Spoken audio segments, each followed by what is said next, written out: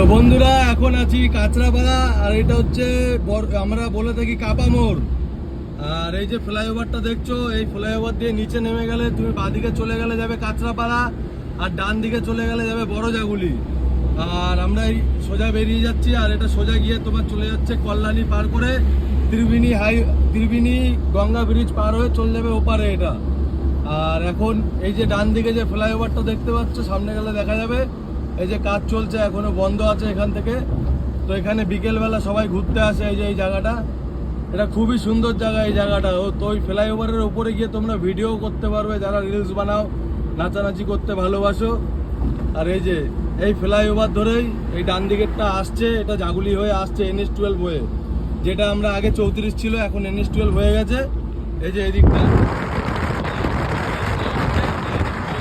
আর এই যে মাথার ওপর যেটা ডান দিকে টার্ন নিয়েছে, এটা যাচ্ছে। আর ওই সামনে যে আর একটা ফ্লাইওভার দেখা যাচ্ছে, ওইটা ত্রিবেণীর থেকে যারা আসবে সোজা এমসে যাবে বা বড় জাগুলির দিকে NH12, তাদের ওই ফ্লাইওভারটা ধরে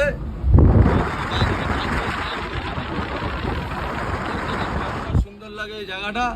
তো সময় পেলে চলে আসবে। টাটা।